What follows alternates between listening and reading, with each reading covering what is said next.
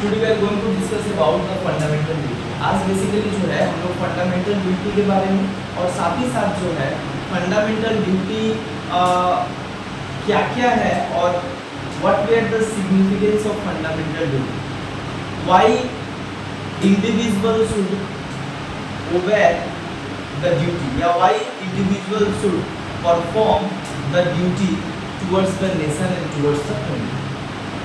ठीक है, ये जो फंडामेंटल ड्यूटी है ये क्या है, कितने तरीके का है, क्या क्या इसका प्रोविजंस है, अगर कोई व्यक्ति का फंडामेंटल ड्यूटी है ये करना और अगर वो नहीं करता है तो क्या प्रावधान है, ये टोटल पूरे डिटेल में जो है आज हम लोग डिस्कस करेंगे।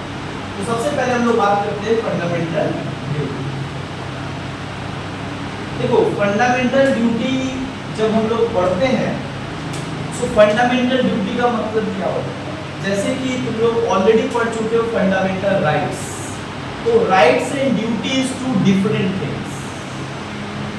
राइट होता है जो तुमको अधिकार दिया जाता है, बट ड्यूटी का मतलब होता है जब तुमको कोई रिस्पॉन्सिबिलिटी दिया जाता है कि you have to perform, right, तुमको ये करना पड़ेगा।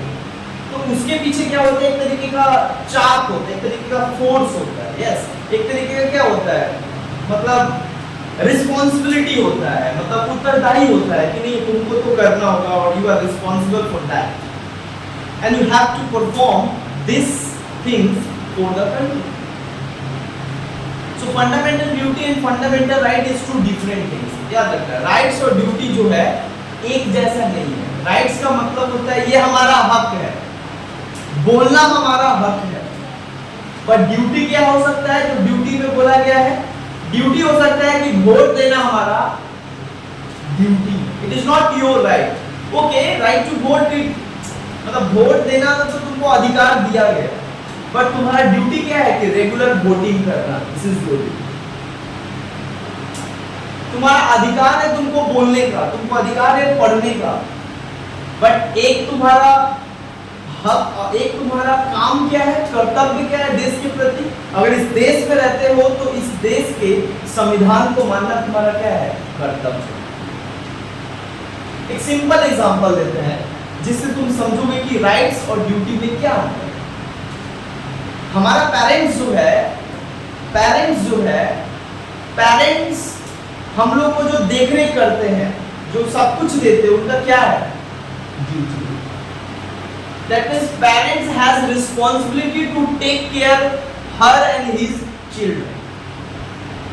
ये तो उनका ड्यूटी है ना, यही कारण वे क्या करते हैं, वो जब तक पढ़ा लिखा ना दे तब तक उनका रिस्पॉन्सिबिलिटी होता है। वो तुमको कॉल करके पूछते भले तुम कॉल करो चाहे ना। That means what? वो रिस्पॉन्सिबिलिटी है कि भाई ये मेरा खुद का बच्चा है। सो माँ बाप का अपने बेटा और बेटी के प्रति क्या होता है कि रिस्पॉन्सिबिलिटी होता है कि वो कैसा है, क्या कर रहा है, ठीक से रह रहा है ना, तो वो हर कुछ उसको देखरेख करता है। देखरेख करना मतलब रिस्पॉन्सिबिलिटी, अपना काम वो लोग कभी नहीं भूलते। ऐसा नहीं है कि एक टाइम का तुमको खाना नहीं, वो रोज खाना बना के देते हैं, कभी तुमसे पूछने नहीं आते क्या नहीं क्या। वो क्या है, वो अपना ड्यूटी है जो उनको परफॉर्म करते हैं। बट तुम्हारा क्या राइट है, तुम्हारा भी तो कुछ अधिकार है। तुम्हारा अधिकार है कि पढ़ लिख के जो है अच्छे से अच्छा नौकरी के लिए हमको, जो माँ बाप इतने काम कर रहे हैं। राइट्स कहने का मतलब होता है तुमको पढ़ने का अधिकार, पढ़ने का अधिकार है, और माँ बाप को पढ़ाना पड़ेगा। सो माँ बाप का ये ड्यूटी है तुमको पढ़ाना, बट तुम्हारा क्या ड्यूटी है, पढ़ना। मतलब तुम्हारा हक क्या, अधिकार क्या है कि नहीं तुम पढ़ना चाहिए, ये तुम्हारा हक। समझ में आ रहा है, यहाँ तक समझ में आ रहा। चलते अब लोग हम फंडामेंटल ड्यूटी। देखो फंडामेंटल ड्यूटी के बारे में जो है, original constitution did not mention fundamental duty for the citizen. क्या बताएं, हमारे भारत के संविधान में, ओरिजिनल कॉन्स्टिट्यूशन में फंडामेंटल ड्यूटी बोल के कोई चीज आई नहीं। मतलब ओरिजिनल कॉन्स्टिट्यूशन जो है, ओरिजिनल कॉन्स्टिट्यूशन जो 1950 में लागू हुआ, उसमें फंडामेंटल ड्यूटी का कहीं भी जिक्र नहीं किया गया। That means original constitution did not provide the fundamental duty of citizen. मतलब नागरिक का कुछ कर्तव्य होगा, संविधान बनाने वाले और संविधान लिखने वाले जो है उनको कभी जरूरत नहीं पड़ा, इसलिए भारत के संविधान में उन्होंने ये प्रोविजन नहीं दिया। मतलब original constitution did not mention fundamental duty and did not provide fundamental duty. बाद के समय में क्या हुआ कि ये जरूरत पड़ा संविधान बनने के बाद कि भाई फंडामेंटल ड्यूटी रहना बहुत जरूरी है, ताकि देश के नागरिक जो है वो अपने देश के प्रति कुछ कर्तव्य करें। एक देश का नागरिक जिस देश में रहते हैं उस देश के प्रति भी उनका कुछ दायित्व होता है, कुछ उत्तरदायित्व होता है, और वो उत्तरदायित्व को नागरिक को बखूबी निभाना चाहिए। और अगर नागरिक फंडामेंटल मतलब नागरिक अगर अपना कर्तव्य अच्छे से करता है तो देश सही दिशा में जाए और देश जो है बहुत अच्छे तरीके से ग्रो करेगा जब एक नागरिक उस देश में रहने वाला अपने देश के प्रति दायित्वशील होगा, मतलब दायित्व होगा उसके प्रति कोई काम करेगा, तब जाकर क्या होगा, देश समाज परिवार सब आगे होगा। क्योंकि एक देश किससे बना है, नागरिकों से। तो नागरिक को अपना काम तो अच्छे से करना पड़ेगा और देश के लिए कुछ काम करना। जो देश आपको सब कुछ दे रहा है, हवा दे रहा है, पानी दे रहा है, जमीन दे रहा है, आपको आपका सिक्योरिटी दे रहा है, आपको हर कुछ दे रहा है, पढ़ा रहा है, लिखा रहा है, सब कुछ कर रहा है, तो क्या उस देश के प्रति आपका कुछ काम नहीं बनता है ना? जिस देश ने आपको सब कुछ दिया, जिस देश ने आपको जन्म दिया, जिस देश ने आपको मिट्टी दिया, जिस देश ने आपको सब कुछ दिया, उस देश के प्रति तो कुछ भी आपका दायित्व होना चाहिए। वही दायित्व को कहा जाता है fundamental duty. Fundamental duty is the necessary and essential duty performed by the citizen for their country. समझ में आ रहा है? फंडामेंटल ड्यूटी क्या होता है? एक बहुत आवश्यक कर्तव्य होता है जो नागरिकों के द्वारा परफॉर्म किया जाता है अपने देश के लिए और अपने देश के प्रति। जिस तरीके से माँ बाप हमको पढ़ा रहे हैं, माँ बाप पढ़ा रहे हैं हम लोग का, तो एक हमारा दायित्व बनता है कि जब वो बूढ़े हो जाए तो उनको हम सहारा बने। आज वो हमारा सहारा बन रहे हैं तो कल उनका सहारा बने। This is the responsibility and this is the duty of every people, every boy. हर वो लड़का का ये कर्तव्य होता है कि माँ बाप अगर बूढ़े हो जाए, जब वो चल फिर ना सके, तब हम अपना क्या करें, उनका आश्रय। और यही कारण माँ बाप भी जो है तुमको शुरू से तुम्हारे पीछे इतना एफर्ट डालता है कि चलो बेटा है, कभी ना कभी जब हम लोग का शरीर गिरेगा तो ये साथ दो। लेकिन आज का बेटा क्या है, उसको अनाथालय में छोड़ दे। आज का बेटा क्या है, शादी होने के बाद माँ बाप को भूल जा रहा है। ये क्या हो रहा है, मिसयूज ऑफ योर ड्यूटी।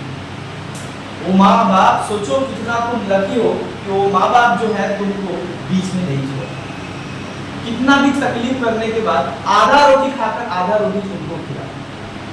ये केवल वही व्यक्ति सैक्रिफाइस कर सकता है जो अपना बच्चा, और केवल माँ बाप ही केवल सैक्रिफाइस कर सकते। इसीलिए जब आपके माँ बाप बूढ़े हो जाए तो आपका भी कुछ कर्तव्य बनता है उनके लिए। ठीक उसी तरीके से आप जिस देश में रह रहे हो, जो देश आपको सुरक्षा दे रहा है, अधिकार दे रहा है, सब कुछ दे रहा है, शिक्षा दे रहा है, स्वास्थ्य दे रहा है, हर कुछ दे रहा है जो एक इंसान को अपना डेवलपमेंट करने के लिए चाहिए, तो भाई आपका एक्सपेक्टेशन बनता है और आपका भी ड्यूटी बनता है कि आप देश के प्रति भी कुछ ड्यूटी को क्या करें, परफॉर्म। जो आपको इतना कुछ दिया, क्या आप उसके लिए थोड़ा नहीं कर सकते हैं? इतना तो कर ही सकते हैं ना। इसीलिए इसी को कहा जाता है फंडामेंटल ड्यूटी। अंडरस्टैंड, समझ में आया? अब चलते हैं इसका मेन पार्ट पे कि फंडामेंटल ड्यूटी है। देखो फंडामेंटल ड्यूटी हमारे भारत में जब संविधान लिखा गया तो फंडामेंटल ड्यूटी नहीं था, लेकिन बाद के दिनों में 42 अमेंडमेंट एक्ट 1976, 42वां संविधान संशोधन 1976 में क्या किया गया, पार्लियामेंट के द्वारा, उस समय का सरकार था कांग्रेस पार्टी का, तो during the Congress government Indira Gandhi was the prime minister of India and he introduced the bill in the parliament and incorporate fundamental duty in the constitution. बोला कि हमारे जो संविधान निर्माता थे, हो सकता था कि उस समय वो आवश्यक नहीं महसूस किए, लेकिन आज का समाज और आज के समय में ये फंडामेंटल ड्यूटी बहुत रिलेवेंट है देश को बचाने के लिए और देश को मजबूत करने के लिए और देश को स्ट्रेंथ देने के लिए। फंडामेंटल ड्यूटी नागरिकों को होना चाहिए और इससे देश को क्या मिलेगा, काफी शक्ति मिलेगी। जब जनता आपके लिए काम करते हैं ना, तो देश को काफी ज्यादा क्या होता है, मोटिवेशन मिलता है। जब माँ बाप हमारे पीछे खड़े रहते हैं तो हमको काफी मोटिवेशन मिलता है कोई काम को। उसी तरीके से जब आप देश के लिए खड़े रहोगे तो देश का जो मोरालिटी है, देश का जो मतलब क्या बोलेंगे, जो मतलब सक्सेस रेट है, वो काफी क्या हो जाता है, बढ़ जाता है। अभी युद्ध का समय था हमारे देश में, सारा देश क्या था, भारत सरकार के साथ खड़ा था, तब ना भारत सरकार डिसीजन ले रहा था।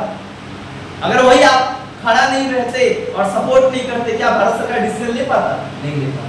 That means your one step helps a lot to the government. आपका एक स्टेप सरकार को बहुत क्या करता है, हेल्प करता है। समझ में आ रहा है, समझ में आ रहा है। तो फंडामेंटल ड्यूटी कब इनकॉर्पोरेट किया गया, 1976 में।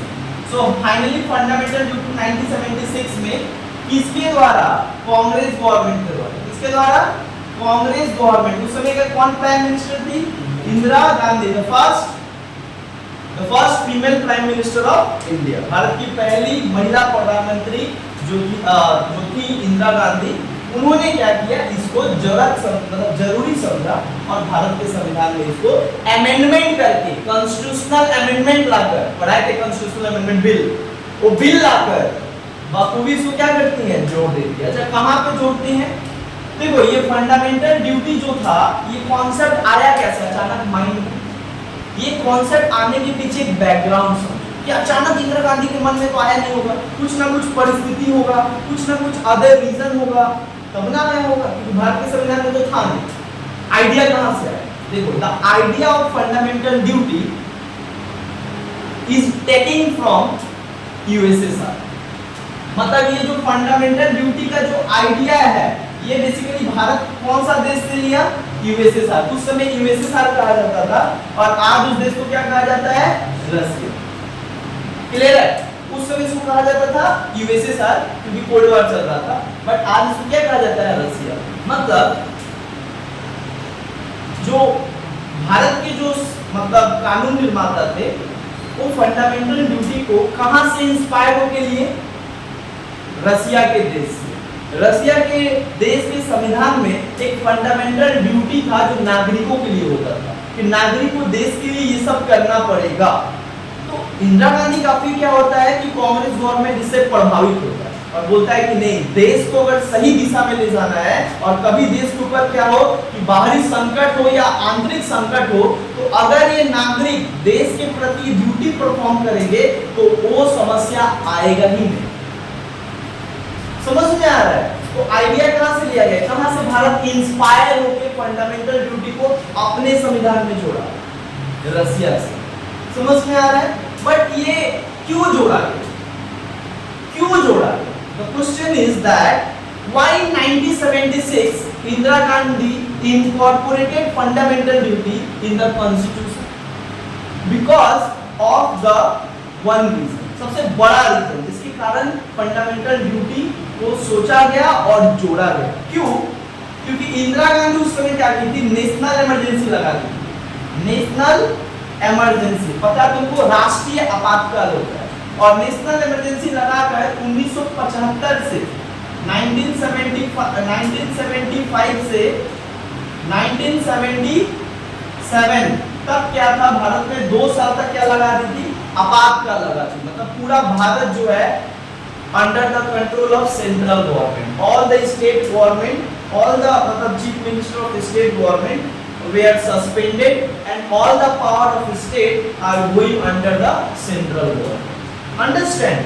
But नेशनल इमरजेंसी कब लगाया जाता है, जब एक्सटर्नल वॉर होता है, हमारे देश में कोई दूसरा देश अटैक कर दे, तो उस सिचुएशन में क्या होता है, देश को संभालने के लिए और एकजुट रखने के लिए और स्ट्रॉन्ग डिसीजन लेने के लिए क्या होता है कि सारे स्टेट का चीफ मिनिस्टर को सस्पेंड करके सारे स्टेट का पावर किसके अंदर आ जाता है, सेंट्रल गवर्नमेंट। बट ये ऐसा नहीं था कि हमारे देश को 1975 में कोई अटैक किया था, नहीं नहीं। इंदिरा गांधी इंटरनल वॉर के लिए, मतलब इंटरनल एग्रेशन को ध्यान में रखते हुए इंदिरा गांधी के खिलाफ जो है पूरे देश में जो है क्या हो रहा था, धरना दिया जा रहा था, उनका विरोध प्रदर्शन किया जा रहा था। बिहार में जेपी नारायण, जयप्रकाश नारायण टोटल रेवोल्यूशन निकाले थे। पूरे भारत में क्या हुआ था, एक ऐसा सिचुएशन पैदा हो गया था जो सब इंदिरा गांधी को क्या कर रहा था, गद्दी से उतारना चाहता था इमीडिएट। क्योंकि क्यों ऐसा उतारना चाहता था, क्योंकि इंदिरा गांधी जो है बेसिकली वो डिक्टेटरशिप करने लगी थी। इसका मतलब होता है वो खुद ही सोचती थी कि I am the prime minister और मेरे से ऊपर कोई नहीं है, हम जो बोलेंगे वही सही हो जाए। कोर्ट में बुलाया गया, कोर्ट में नहीं जाती है, अब बोलते हम प्राइम मिनिस्टर कोर्ट पे गए, हाँ कोर्ट मेरे अंदर है, हम कोर्ट से बड़े हैं। वो संविधान का उल्लंघन करने लगी थी। मतलब बोलते ना कि तलवार के दम पे और चोक पे जो है वो शासन करना चाहती थी। इसमें कोई दो राय नहीं कि इंदिरा गांधी एक बोल्ड प्राइम मिनिस्टर है। आज तक भारत में इतना खतरनाक और इतना डिसीजन मेकर प्राइम मिनिस्टर आज तक नहीं है जितना खतरनाक इंदिरा गांधी थी। लेकिन इंदिरा गांधी का कुछ साइड ऐसा था जिसमें वो थोड़ा ज्यादा मतलब क्या बोलेंगे हार्श डिसीजन लेती थी, अपने कैबिनेट से नहीं पूछती थी, देश से नहीं पूछती थी, डायरेक्ट देश के लिए जो अच्छा लगता था उसको डिसीजन लेती। ये अच्छा भी चीज है, लेकिन पूरे देश में क्या हो रहा था, दंगा जैसा माहौल हो गया। तो इस दंगा को रोकने के लिए और अपने जितने भी जो विरोधी है उनको शांत करने के लिए इंदिरा गांधी बहुत बड़ा एक्शन ली। मतलब कॉन्स्टिट्यूशन का मिसयूज की, मतलब कॉन्स्टिट्यूशनल पावर का मिसयूज की। क्या मिसयूज की? लगा दी क्या, नेशनल इमरजेंसी। जबकि ये किस आधार पे लगाया गया था नेशनल इमरजेंसी? इंटरनल वॉर, मतलब इंटरनल एग्रेशन। सबसे अच्छा वर्ड होगा इंटरनल एग्रेशन। इंटरनल एग्रेशन पे नेशनल इमरजेंसी नहीं लगाया जा सकता है, केवल external aggression. When any country attack on Indian soil then you can proclaim national emergency in the case of emergency, in the case of external war, but this is not external war। घर में ही आपके खिलाफ जो है सब विरोध कर रहा था, तो इससे क्या आप पूरा देश लगा दोगे नेशनल इमरजेंसी? यही इंदिरा गांधी कर दी, जिससे ये सोचा गया कि अगर फंडामेंटल ड्यूटी का संविधान में जिक्र होता तो लोगों को समझ में आता कि जो संविधान का उल्लंघन करेगा, चाहे वो देश का प्रधानमंत्री हो चाहे देश का नागरिक हो, सभी देश के नागरिक है, तो संविधान को सबको फॉलो करना पड़ेगा। तो अगर ये लोग जानते फंडामेंटल ड्यूटी होता तो लोगों को पता होता, वो खुद भी मानते और जो देश का गद्दी पे बैठा उसको भी मानना पड़ेगा। लेकिन उस समय क्या था, ये फंडामेंटल ड्यूटी था ही नहीं, इसीलिए लोगों को ये फील हुआ। कुछ लोगों को और बहुत बड़े एक हिस्सा था जो ये लोग बोलने लगे कॉन्स्टिट्यूशनल एक्सपर्ट कि फंडामेंटल ड्यूटी होना बहुत जरूरी है। इस सब सिचुएशन को फंडामेंटल ड्यूटी मतलब नागरिक खुद हैंडल कर रहे, ये सब जरूरत नहीं है। समझ में आया?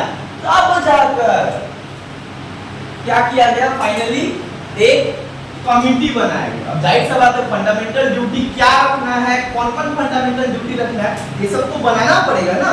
तो Congress party appointed, Congress party set up committee और उस कमेटी को कहा कि तुम क्या करो, क्या क्या मौलिक कर्तव्य होगा जो नागरिक को परफॉर्म करना है उसका एक लिस्ट बना के दो, मतलब रिकमेंडेशन करो, सजेशन करो। तो इस कमेटी का नाम क्या था? सरदार सोरेन सिंह कमेटी। ये कब कमेटी बना? 1976। Sardar Swaran Singh committee was set up by the Congress party to क्या करना? To provide the recommendation, of fundamental duty of citizen, कि क्या क्या फंडामेंटल ड्यूटी होना चाहिए जो नागरिक को देना है। अब ये क्या करता है कमेटी पूरा, Sardar Swaran Singh committee. Sardar Swaran Singh actually is the chairman of this committee, इसलिए इस कमेटी का नाम भी उनके नाम पे पड़ गया, सरदार सोरेन सिंह कमेटी। और ये 1976 में बना और ये क्या किया? रिकमेंडेशन दिया। कितना रिकमेंडेशन दिया? 8 गो, मतलब 8 गो ड्यूटी बताए, बोला ये एक नागरिक को करना है। और ये किसको दिया? Government of India. तो गवर्नमेंट ऑफ इंडिया उस समय इंदिरा गांधी थी, तो इंदिरा गांधी बोलती है, इंदिरा गांधी ना इसमें से केवल 5 ही ठोका ली, मतलब कितना रिकमेंडेशन को एक्सेप्ट, मतलब government of India accept only 5 recommendation out of 8 given by Sardar Sarovar Singh committee. ये कमेटी जो बना था, जो 8 रिकमेंडेशन दिया था कि एक नागरिक को 8 ड्यूटी करना चाहिए, जबकि उनमें से कितना ड्यूटी सरकार ने एक्सेप्ट किया? 5। वो 5। और इसमें सरदार सरोवर सिंह कमेटी ये भी कहे कि इस ड्यूटी में जो है, और ये ड्यूटी जो होना चाहिए वो फंडामेंटल राइट्स की तरह क्या होना चाहिए? इन्फोर्सेबल होना चाहिए, लीगल होना चाहिए। अगर कोई इसको नहीं परफॉर्म करता है, कोई नागरिक अगर क्या करता है, इसको इग्नोर करता है, समझ में आ रहा है, तो उसको क्या दिया जाएगा? पनिशमेंट। समझ में आ रहा है? मतलब लीगल फंडामेंटल ड्यूटी कर दिया गया, इनका सजेशन दिया गया। बट अब सरकार के हाथ में क्या करेगा क्या नहीं करेगा? देखो सरकार क्या किया कि भारत का संविधान पार्ट 4, कौन सा? पार्ट 4A, कौन सा? याद रखना, फंडामेंटल ड्यूटी को किस में जोड़ा गया? Part 4A। मतलब ये जो मौलिक कर्तव्य है इसको बेसिकली क्या किया गया? 4A, मतलब पार्ट 4A में इसको जोड़ा गया। कौन सा आर्टिकल में जोड़ा गया? अंडर आर्टिकल 51A, याद रखना, अंडर आर्टिकल 51A। और कौन सा पार्ट में? 4। और इसमें क्या किया गया, जब संविधान 1976 में जब जोड़ा गया तो टोटल कितने फंडामेंटल ड्यूटी को दिया गया? 10। ये तो सजेस्ट किए थे 8 है, 8 में से इनका कितना लिया गया? 5। और 5 खुद का जो पार्लियामेंट कहा कि ऐसा ऐसा ऐसा होना चाहिए, एक्सपर्ट जो लोग कहा, उस आधार पे 10 को फंडामेंटल ड्यूटी पहला बार जोड़ा गया 1976 में संविधान। सो अगर तुमसे कोई पूछे ओरिजिनली और फर्स्ट टाइम कितना फंडामेंटल ड्यूटी दिया गया था नागरिकों को? 10 ड्यूटी बोला गया था। Every citizen should perform 10 duties. But बाद में क्या हुआ? 2002 में और 86 अमेंडमेंट एक्ट, याद रखना, 86 अमेंडमेंट एक्ट 2002 में क्या होता है, जब किसका सरकार था? अटल बिहारी वाजपेयी। तब क्या करते हैं, एक और फंडामेंटल ड्यूटी को जो है, मतलब फंडामेंटल ड्यूटी को इस आर्टिकल में जोड़ा गया। मतलब 10 तो पहले ही से था और अब क्या किया गया? एक और फंडामेंटल क्या ड्यूटी क्या किया गया? जोड़ दिया गया। ये कौन सा फंडामेंटल ड्यूटी था? ये फंडामेंटल ड्यूटी था कि every parents, it is the duty of every parent to send their children in school under the age of 6 to 14 years। 6 साल से 14 साल के जितने भी बच्चे हैं उनको शिक्षा दिलवाना, ये एक पेरेंट्स का, हर एक पेरेंट्स का क्या है? दायित्व। मतलब हर एक पेरेंट्स को क्या करना पड़ेगा? अपने बच्चों को स्कूल भेजना पड़ेगा जब तक वो 6 साल से लेकर 14 साल तक हो रहे तब तक। और अगर आप नहीं भेजोगे तो बस। तो ये क्यों किया गया? ताकि बच्चों को पढ़ाना लिखाना किसके हाथ में होता है? पेरेंट्स के हाथ में। पेरेंट्स स्कूल तो खोल दिए हैं, उस समय इसी हो रहा था, स्कूल तो खुला है, बच्चे नहीं आता तो कहाँ नहीं आता, तो बोलता है ड्यूटी करो, ताकि सारे लोगों को ये समझ में आए कि नहीं, पढ़ाना लिखाना बहुत जरूरी चीज है। तो क्या किया गया? एक ड्यूटी कर दिया गया। और किसको इन्वॉल्व किया गया? पेरेंट्स। आपका दायित्व है कि आप जाइए और बच्चा का एडमिशन करवाइए, पहले वो पढ़ेगा, बाद में काम करेगा, पढ़ेगा लिखेगा सीखेगा, स्किल हो जाएगा, अच्छा इंसान बन जाएगा और उसके अंदर बहुत सारा स्किल आ जाएगा, तब ना जाकर वो कहीं पे काम कर सकता है। बच्चा अभी 6 साल का है, आप उसको मिट्टी दो, मतलब मिट्टी को आपके साथ क्या कर रहा है? धोने का काम कर रहा है। ये कब तक करेगा? उसका भी टाइम है पढ़ने लिखने का, बड़ा होने का, समझदार बनने का, और आप अभी से ये काम करवा रहे हैं। समझ में आ रहा है ना? इसीलिए 2002 में जोड़ा गया। तो फाइनली आज हमारा फंडामेंटल ड्यूटी में कितना ड्यूटी है जो एक नागरिक को करना चाहिए? मतलब हमारे देश में भारत सरकार और संविधान कितना कर्तव्य दिया है हर एक नागरिक को अपने देश के लिए करने?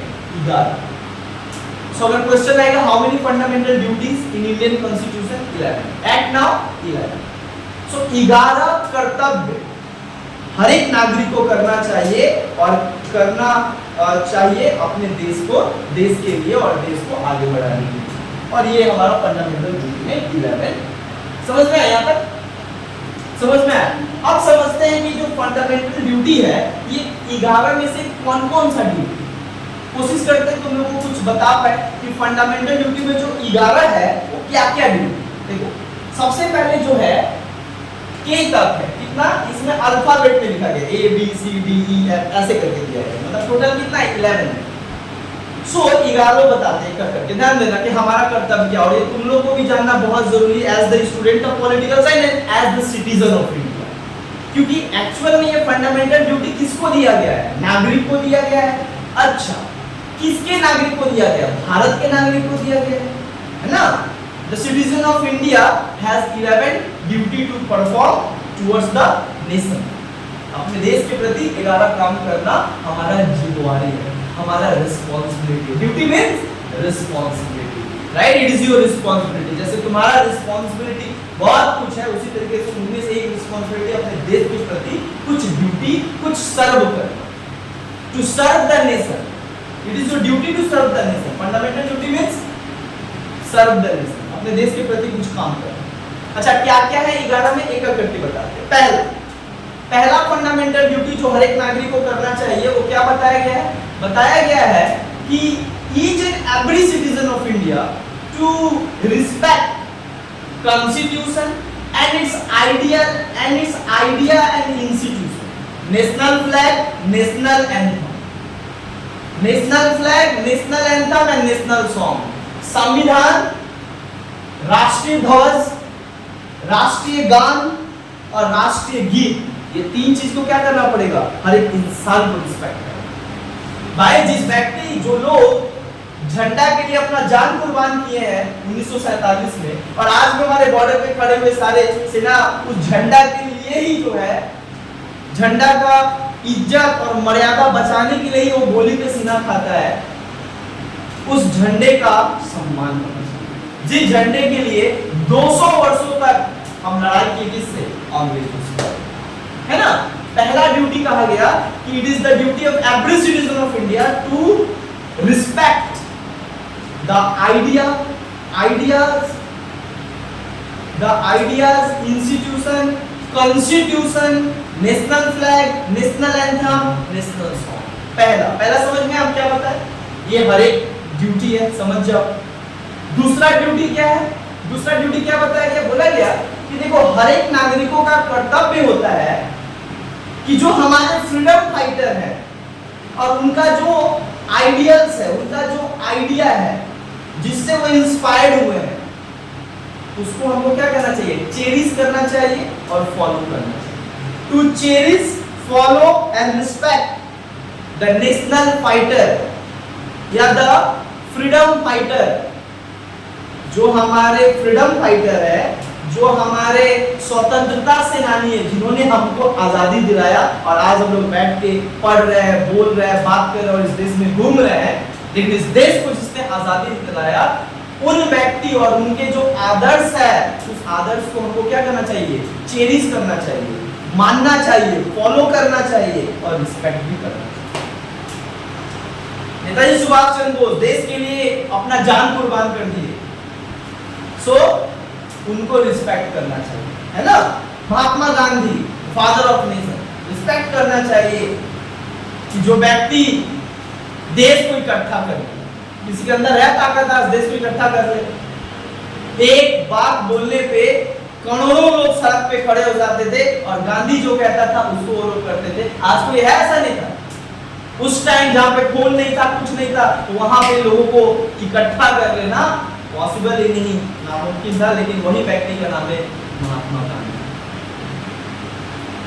ज्यादातर लोग वही गाली देते हैं महात्मा गांधी को जो महात्मा गांधी को ठीक तरीके से पढ़े नहीं है और जानते हैं, बट वो इंसान को जो है वो परमात्मा है, something which is recognised as the super person in India. उनके जैसा कोई इंडिया मतलब भारत में कोई पैदा ही नहीं।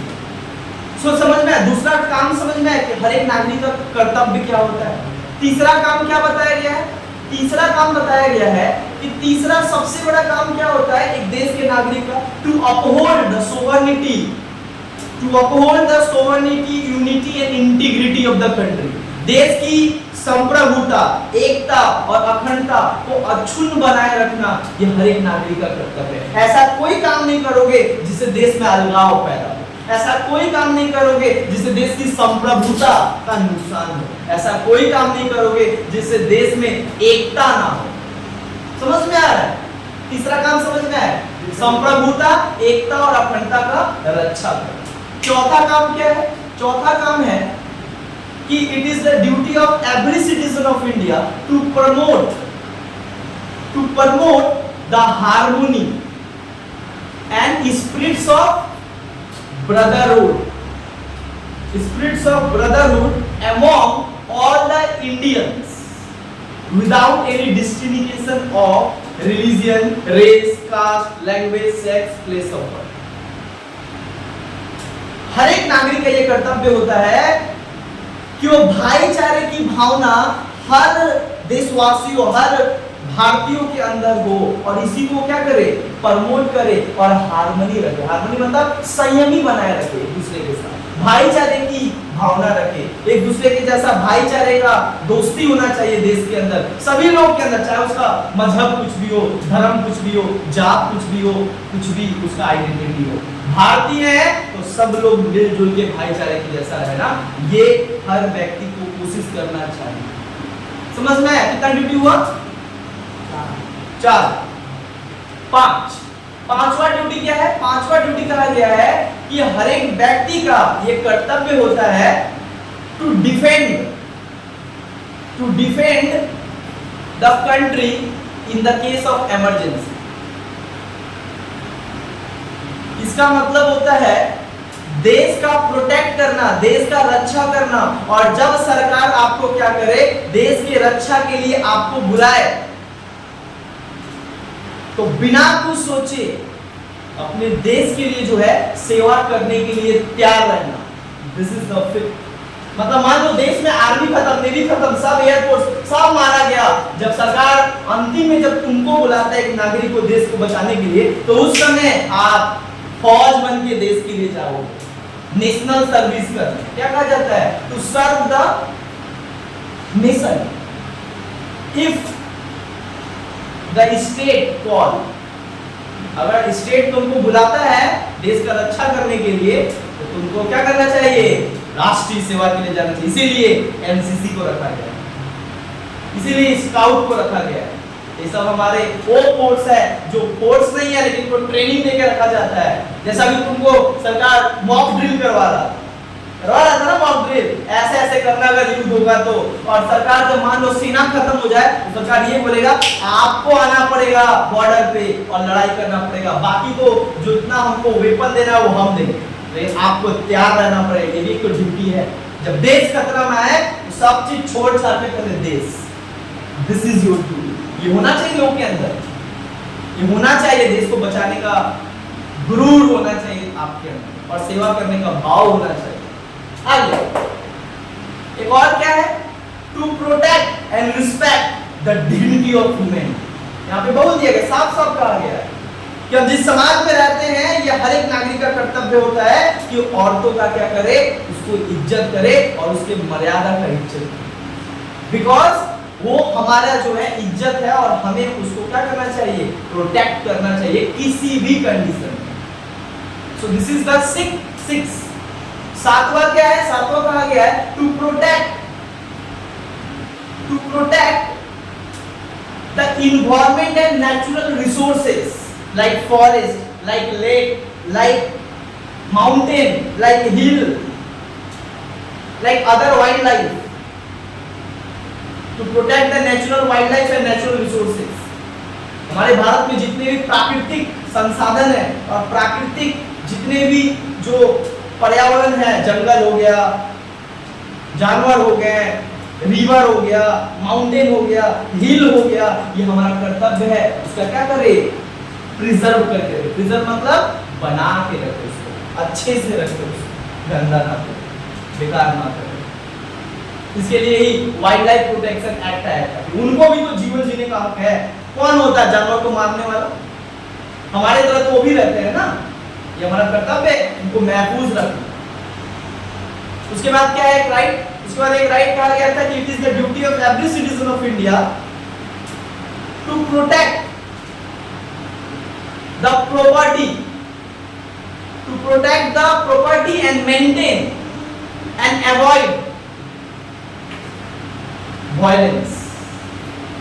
जितना भी जो वायलेंस हो रहा है, वायलेंस मतलब तो जितना भी जो है झगड़ा हो रहा है, मारपीट हो रहा है, दंगा हो रहा है, जितना भी इसको अवॉइड करे और क्या करे, देश की संपत्ति का रक्षा। और अक्सर हम देखते हैं लोग ट्रेन में जाके पंखा झाड़ देते हैं, हाँ ट्रेन का साबुन झाड़ देते हैं। तो कहने का मतलब होता है कि आपको कहा गया है कि देश की संपत्ति का रक्षा करने। चलिए देखोगे ट्रेन में लिखा रहता है कि कृपया करके गंदा ना फैलाए, रेल आपकी संपत्ति। ये क्या है, देश का संपत्ति है ना, और देश का मतलब किसका संपत्ति है, हमारा संपत्ति है, हमारे टैक्स के पैसे से ये बनता है।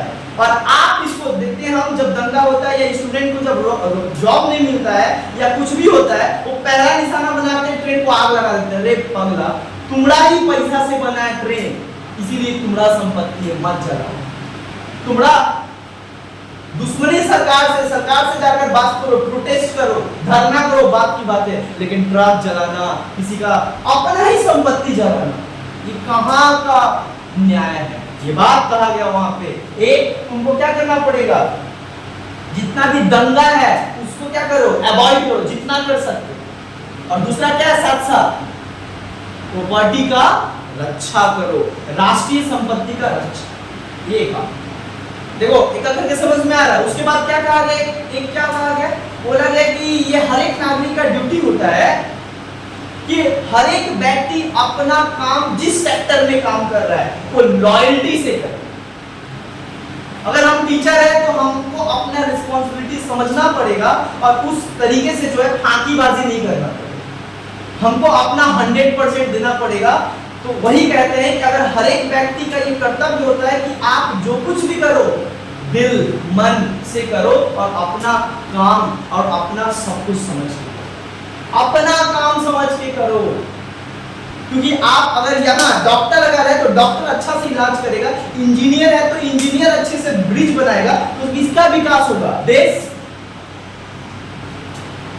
उसके बाद क्या क्या है, सबको बोला गया है कि हर एक व्यक्ति को क्या करना चाहिए, साइंटिफिक टेम्पर बना के रखना चाहिए। To ensure the scientific temper within the society. हर एक इंसान को जो है रेशनल इंसान होना चाहिए। रेशनल मतलब तर्कवादी, बहकावा में नहीं चल जाओ, जो कुछ बोला है जैसा ऐसा किया तो नहीं, आप जानो, आप तो तर्कवादी व्यक्ति हो, जानो समझो पढ़ो, ये आपका अधिकार अब ड्यूटी। और लास्ट ड्यूटी 11 में जो 2002 में जोड़ा गया, कहा गया कि हर एक पेरेंट्स का ये कर्तव्य है कि वो अपने बच्चों को जो है जो 6 से 14 साल के वर्ष के हैं वो आप क्या करो, उन्हें स्कूल में भेजना चालू करो। ये आपका कर्तव्य, आपका बेटा को पढ़ाना ये आपका कर्तव्य है। भारत सरकार को दिया ही फैसिलिटी राइट टू एजुकेशन, सभी बच्चों को फ्री में पढ़ाएंगे, लेकिन आप भेजी तो नहीं हो, तो कहां से पढ़ेगा? और नहीं पढ़ेगा तो बाद में बोलते हो कि हमारा तो यही हाल है। अरे पढ़ेगा तब ना आगे बढ़ेगा। एक है ना मिशन, जहां पे कहा जाता है, जो अभी मिशन चला बेटी पढ़ाओ बेटी बचाओ, पढ़ेगी तब ना आगे बढ़ेगी। सेम बात है, बच्चा पढ़ेगा तब ना कल जाकर कुछ करेगा। बच्चा पढ़ेगा ही नहीं तो उसके पास कुछ स्किल नहीं है, कुछ नॉलेज नहीं है, और बिना नॉलेज का वो कुछ नहीं कर सकता है। चलो ये तो समझ में आया कि क्या क्या फंडामेंटल ड्यूटी। अब समझा है कि ये सुनो, ये फंडामेंटल ड्यूटी का फीचर क्या है। इतना तो समझ में 11 ड्यूटी है। अच्छा, फंडामेंटल ड्यूटी का फीचर्स ये है कि ये जो फंडामेंटल ड्यूटी है ये क्या है, नॉन इन्फोर्सेबल है। क्या है, नॉन इन्फोर्सेबल है। नॉन इन्फोर्सेबल का मतलब क्या है, इसको आप कोर्ट में नहीं रख सकते। इसका मतलब होता है ये लीगल राइट्स नहीं है। Fundamental duty is not enforceable duty. That means if anyone who violets the fundamental duty they can not be punished by the court and they can not, मतलब उनको पनिश नहीं किया जाएगा। अगर हमारा ड्यूटी है, हम मान गए तो फ्लैग को मानेंगे, या नहीं तो क्या करेंगे, उसको फेंक देंगे नीचे, बट इसमें कहा कि आपको करना पड़ेगा, तो अगर आप नहीं करते हो तो आपके ऊपर कोई भी एक्शन नहीं लिया जाएगा। मतलब फंडामेंटल ड्यूटी जो है वो बेसिकली क्या है, इनफोर्सेबल है। इनफोर्सेबल मतलब क्या होता है, फंडामेंटल ड्यूटी जो है वो ड्यूटी है, लेकिन कोई नहीं करता है तो उसको सजा नहीं मिलेगा, ये साफ साफ मेंशन किया गया है। Non enforceable duty, that means किसी को फोर्स नहीं किया जाएगा, तुम करोगे, तुम्हारे इच्छा के ऊपर है। अगर तुमको लगता है कि ये करना चाहिए तो तुम करो। ये सेम वही बात हो गया, अगर आप माँ बाप का पैर छूना चाहते हो तो आप छुओ, लेकिन आपको कोई फोर्स नहीं करेगा कि आपको छूना ही पड़ेगा। ये आपके मेंटेलिटी के ऊपर दिखाता है कि आप कैसे रहेंगे। समझ में आ रहा है, ये सब बात नहीं बताया जाता। माँ बाप तो उनका ड्यूटी है, आपके लिए सब कुछ कर रहे हैं। आगे जो है तुम देखोगे ना देखोगे तुम्हारा बात है, माँ बाप नहीं बोलेंगे कि मेरे को देखो। समझ में आ रहा है, ये सेम बात इसके साथ फंडामेंटल ड्यूटी, वो पूरा एकदम लाइफ के साथ जोड़ के बताया। आगे एक तो नॉन इनफोर्सेबल है, इसको क्या कर सकते हैं, कोर्ट में नहीं रखा जा सकता, लेकिन फंडामेंटल राइट्स अगर कोई वायलेट करता था तो हम कोर्ट जा सकते थे। बट क्या इसमें सरकार तुम्हारे ऊपर एक्शन ले सकता है? नहीं, क्योंकि ये क्या है, नॉन लीगल ड्यूटी है, लीगल ड्यूटी नहीं माना गया। जब कोई चीज लीगल होता है तब एक्शन लिया जाता है, लीगल ही नहीं है तो एक्शन क्या करते। अच्छा, नॉन इनफोर्सेबल बता दिए, ये चीज बता दी। अब आता है कि फंडामेंटल ड्यूटी से क्या हुआ, बहुत कुछ हुआ, दो तीन बात बता रहे। फंडामेंटल ड्यूटी आने से क्या हुआ, लोगों को सबसे पहले समझ आया कि हमारा भी कुछ कर्तव्य होता है, that means people must aware about their duty towards the nation. देश के प्रति हमारा भी कुछ कर्तव्य होता है और हमें करना चाहिए ताकि देश आगे बढ़े। ये लोगों के अंदर एक भावना आया। इसके बाद दूसरा लोगों के पास क्या है, दूसरा लोगों के पास ये समझ में आया, उनको क्या हुआ, अपने कर्तव्यों का भान हुआ। इतना दिन तक तुमको पता नहीं था कुछ होता भी हम लोग का है, अब पता चला कि हमारा भी कुछ ड्यूटी है। समझ में आ रहा है? इससे क्या होता है, तीसरा चीज क्या होता है, देश को काफी ज्यादा क्या होता है, मतलब देश, राज्य और देश को क्या होता है, काफी मजबूती मिलता है। किससे? देश की जनता से। समझ में आ रहा है? और एक और बात क्या है, हमारा देश का जो मर्यादा है, जो इज्जत है, जब लोग ये सब करना स्टार्ट करते हैं तो ये पूरी दुनिया में क्या होता है, बढ़े। ठीक है, समझ में आया? अच्छा, कुछ अब इसका डिमेरिट्स भी, कुछ हर सिक्का का दो पहलू होता है, एक पॉजिटिव एक नेगेटिव। तो फंडामेंटल ड्यूटी का भी दो पहलू है, एक पॉजिटिव है और एक नेगेटिव। तो क्या क्या पॉजिटिव था तो ये तो बता दिए हमको। अब नेगेटिव पॉइंट क्या था, तो नेगेटिव पॉइंट बहुत सारे लोगों का कहना था कि सबसे पहला बात की जो फंडामेंटल ड्यूटी है, आप बनाए हो इसको किस लिए, ताकि लोग इसको फॉलो करें। बट फिर आप बोल रहे हो कि depends on people, either he must follow और नॉट। आप लोगों के ऊपर छोड़ दिए, अब तुमको मानना है तो मानो, तो ना रहना ना रहना बराबर हो गया। नहीं समझे? रहना ना रहना बराबर हो गया। जब तक हमारे भारत में लोग क्या है, हमारे भारत के लोग जो है जिद्दी है, जब तक मार ना खाएगा तब तक काम ही नहीं करता है। तुम बच्चा को पढ़ा दो 6 क्लास में, जिस दिन मारोगे उस दिन काम होमवर्क बना के आएगा, और जिस दिन नहीं मारो अगला दिन तुमको हल्का मिलेगा। खुद को चेक नहीं करते तो मजा कर। तो टीचर भी नहीं मारता है, स्टूडेंट तो उसका बल्ले बल्ले। तो भारत के लोग थोड़ा उसी मेंटेलिटी का है, उनको टाइम टाइम पे दवा मिलना चाहिए, मेडिसिन मिलना चाहिए। और वो मेडिसिन क्या है, पनिशमेंट। डर जब रहेगा तब ना तुम कोई काम करते हो। पढ़ाई इसलिए करना है कि नहीं पढ़ेंगे तो पापा मारेंगे, ये ना है, और नहीं पढ़ेंगे तो फेल हो जाएगा ना, नहीं पढ़ेंगे तो पापा मारेंगे और घर से निकाल देंगे। तो ज्यादा डर ही बात है, घर से निकल जाएगा तो जो खाना मिल रहा है वो नहीं मिलेगा। Most of the people basically इस कारण से पढ़ाई करते हैं कि नहीं पढ़ाई करेंगे तो खाना भी तो नहीं मिलेगा ना। समझ में आया? समझ में आया? ये क्या है, नॉन इनफोर्सेबल है, तो इसका कोई वैल्यू नहीं है।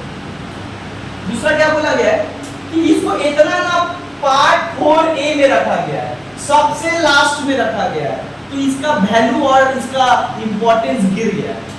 कुछ लोग मानते हैं कि फंडामेंटल ड्यूटी को फंडामेंटल राइट के साथ जोड़ देना चाहिए, जिससे क्या होगा, इसका वैल्यू बरकरार रहता है ना। कुछ लोगों का कहना है कि फंडामेंटल ड्यूटी जो है वो तो नागरिकों के लिए बनाया गया है। तो अरे भैया, नागरिकों के लिए बनाया हुआ है तो तुम जो 11 को ड्यूटी लिखे हो और इतना ना टफ वर्ड में लिखे हो, कि वो टीचर को पढ़ाना पड़ता है तो पहले सब अच्छा से पढ़ना पड़ता है, एनालाइज करना पड़ता है, और ये रोज करना है 11 को। जो आम नागरिक है जो उतना भी नहीं पढ़ा है, ग्रेजुएशन नहीं किया है, उसको कैसे पता है? आज तो किसी को तुमको पता था, स्टूडेंट को पता ही नहीं है तो नागरिक को छोड़े दो। देखो आगे ना बात को कि हमारे नागरिक तो पढ़ते ही नहीं है ना, और तुम ऊपर से इतना टॉप इंग्लिश लिखे हो। हमारा भारत के लोग इंग्लिश जानता नहीं उतना, गांव के लोग उतना जानते नहीं इंग्लिश, वो लोग कैसे करें? तो बोलते टफ लैंग्वेज एक सबसे बड़ा मैटर हो गया जिसके बाद फंडामेंटल ड्यूटी क्रिटिसाइज किया। इतना भी टफ नहीं लिखा जाता, ये सब तो देश की सेवा के लिए, तो जितना आसान भाषा में लिखो ताकि लोग समझ पाए, समझेंगे तब ना करेंगे। क्लियर? अच्छा ये सब था, लेकिन कुछ इसका लीगल प्रोविजन की बात करें। अच्छा, सरदार सरोवर सिंह कमेटी 2 तो रिकमेंडेशन डाले थे जो ये लोग एक्सेप्ट नहीं किए, सरकार एक्सेप्ट नहीं किया। क्या था?